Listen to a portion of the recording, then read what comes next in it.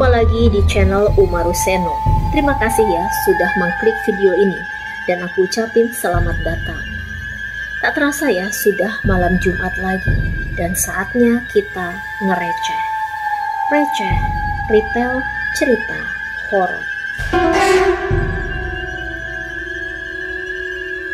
Receh sudah masuk episode keempat. Dan buat teman-teman yang baru aja berkunjung ke channel Umaru Seno, jangan lupa kalian subscribe terlebih dahulu agar kalian tidak pernah ketinggalan episode receh selanjutnya. Dan jangan lupa juga untuk membunyikan loncengnya agar semua selalu mendapatkan notifikasi setiap kali Umaru Seno mengupload video terbarunya. Dan buat kalian juga bisa bantu ikuti Instagramnya Receh di sini. Receh, retail cerita horor, tayang setiap hari Kamis jam 8 malam atau setiap malam Jumat. Di sini, gue akan menceritakan ulang kisah-kisah horor yang pernah ada di internet maupun yang ada di kanal-kanal YouTube lain ataupun di platform media sosial lainnya. Dan pada Receh episode keempat ini, gue akan menceritakan pengalaman horornya Bagas dan kawannya yang masuk bertransaksi di pasar setan saat mereka mendaki ke Gunung Sindoro.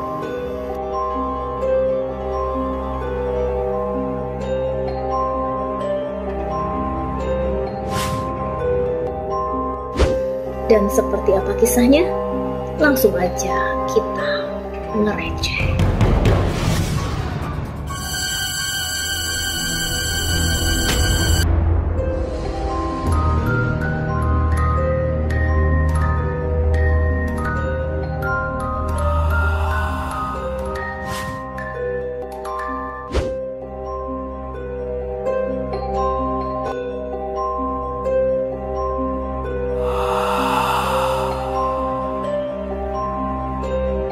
Kisah yang akan kita retail kali ini adalah kisahnya Bagas dan temannya yang mendaki ke Gunung Sindoro di pertengahan tahun 2017. Kala itu Bagas dan temannya baru saja lulus SMA dan berencana untuk mendaki ke Gunung Sindoro. Lalu berangkatlah mereka dari Jakarta Timur ke Gunung Sindoro via pendakian jalur Keledung Wonosobo. Jalur Keledung Wonosobo itu baru saja dibuka sekitar 2 tahunan. Mereka sampai di Keledung sekitar jam 3 dini hari dan mereka istirahat sejenak. Sekitar jam 6 pagi mereka mulai melakukan pendakian. Mereka berjalan melewati perumahan warga dan perkebunan warga. Di sana mereka bertemu dengan para warga dan saling sapa. Lalu sampailah Bagas dan temannya di pos 1 sekitar jam 8 jam 9-an. Sampai di pos 1 mereka beristirahat sejenak. Mereka ngobrol dan merokok. Di saat itulah mereka melihat ada bapak-bapak pencari kayu bakar yang baru saja turun dari atas gunung. Bapak-bapak itu terus saja fokus melihat ke arah Bagas. Hingga akhirnya bapak itu sampai berpapasan dengan mereka.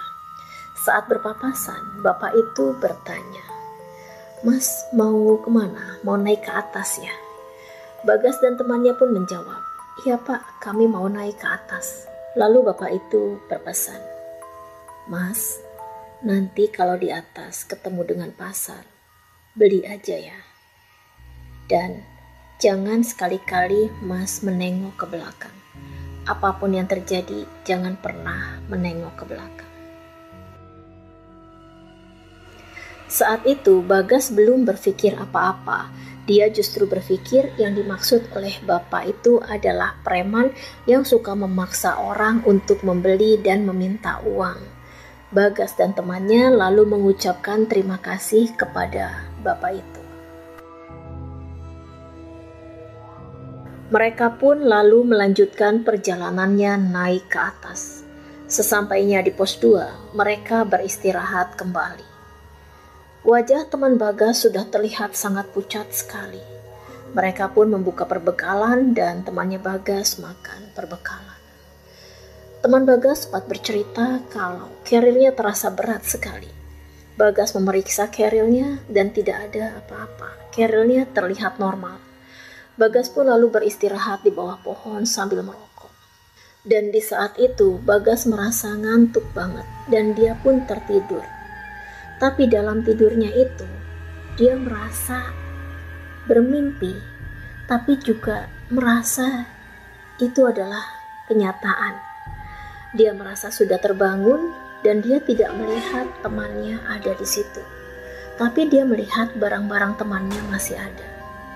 Dan di saat itu dia melihat ada seorang perempuan, cewek, berparas sangat cantik, tapi wajahnya bukan wajah Indonesia, seperti wajah orang luar, orang bule gitu.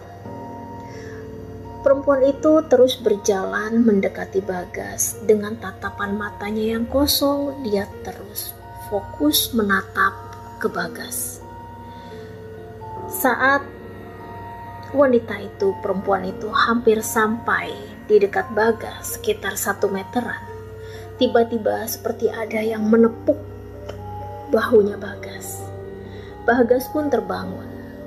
Ternyata yang menepuknya itu adalah temannya. Bagas terlihat bingung memandang sekeliling. Dia mencari-cari di mana perempuan yang tadi datang menghampirinya itu. Tapi dia tidak menemukannya. Temannya sempat bertanya, "Ada apa, Gas?" Bagas tidak menjawab apa-apa. Dia bilang gak ada apa-apa. Bagas berpikir kalau tadi itu saya hanya bermimpi.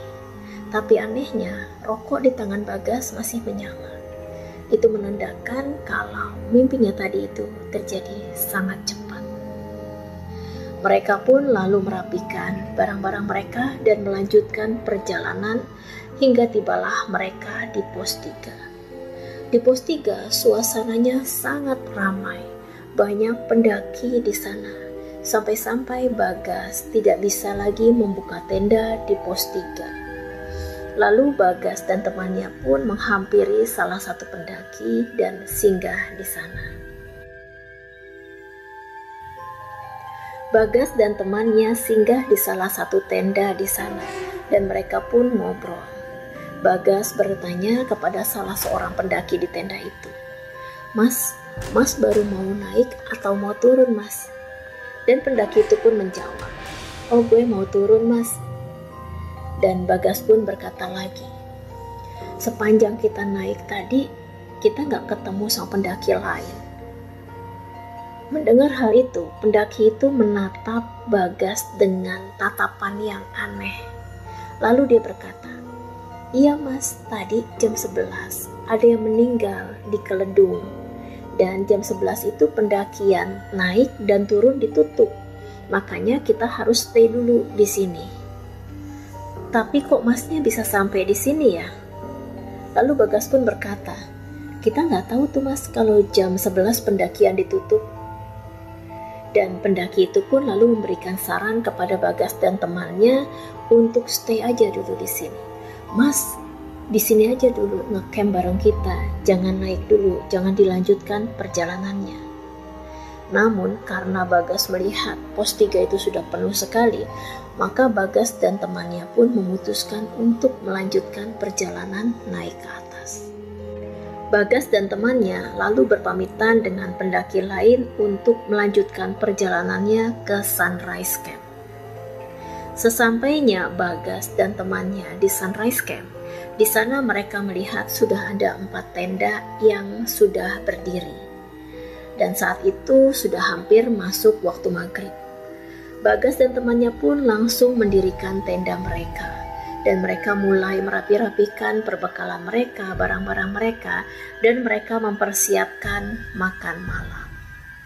Setelah makan malam sekitar jam 8, mereka merasa ngantuk sekali dan mereka pun tidur. Di jam 12, Bagas terbangun karena mendengar ada suara berisik seperti orang-orang yang sedang siap-siap untuk naik.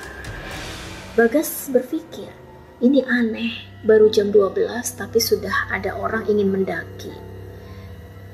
Apakah mereka itu orang beneran atau bukan? Bagas menunggu di dalam tenda sampai ada sorotan senter yang mengarah ke tendanya, karena tendanya itu berada di dekat jalur pendakian. Karena ada sorotan lampu senter itu, Bagas berpikir, oh mereka ini orang beneran. Setelah senter melewati tendanya, Bagas pun melongokkan kepalanya keluar tenda. Di luar suasananya sepi, anginnya kencang sekali, dan langit berwarna merah. Bagas pun kembali masuk ke dalam dan melanjutkan tidurnya. Jam 4, Bagas dibangunkan oleh temannya dan mereka siap-siap untuk summit, ingin melihat sunrise di sana. Lalu mereka pun berjalan naik ke atas. Di tanjakan terakhir sebelum sampai di pos 4, Bagas dan temannya melihat banyak cahaya di pos 4 dan mereka mendengar ada suara ramai sekali dari sana. Bagas berpikir, kenapa tadi malam kita nggak tidur di pos 4 aja ya? Suasana di sana jauh lebih ramai. Pas Bagas dan temannya sampai di pos 4, mereka terkejut karena di pos 4 ada pasar. Pasar seperti pasar, ada kios-kiosnya, banyak orang di sana, ada penjual dan pembelinya. Dan rata-rata mereka di sana berpakaian adat Jawa. Tapi yang membuat mereka heran, orang-orang di sana mulutnya rapat semua. Mereka bertransaksi hanya seperti ini. Tapi suara yang didengar di telinga Bagas dan temannya di sana itu ramai. Seperti ada orang ngobrol, orang berbicara. Padahal mulut orang di sana semuanya mingkem. Wajah mereka pucat dan tatapan mata mereka kosong. Bagas dan temannya mulai berpikir ada yang tidak beres di sini. Mereka pun sempat berdebat sedikit apakah mereka harus terus berjalan maju atau mereka mundur kembali pulang ke base camp. Tapi mereka ingat pesan bapak-bapak yang tadi mereka temui sebelum mereka naik. Nanti kalau Mas ketemu pasar di sana, beli saja ya. Dan jangan pernah menoleh ke belakang apapun yang terjadi. Mengingat pesan bapak tadi, kalau mereka harus membeli di pasar itu, kalau tidak, mereka nggak bisa kembali pulang. Maka Bagas dan temannya pun memutuskan untuk masuk ke dalam pasar.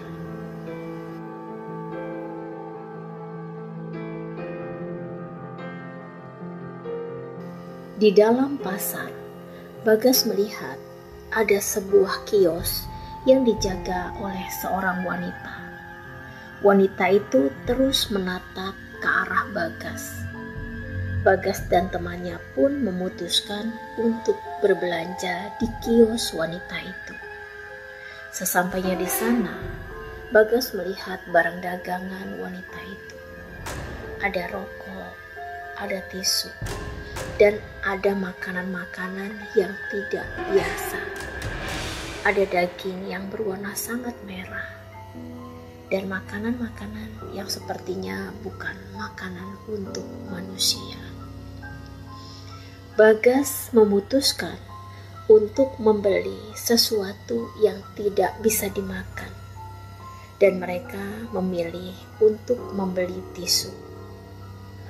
Wanita penjual itu berwajah sangat pucat, dengan bibirnya yang juga pucat, tatapan matanya yang kosong.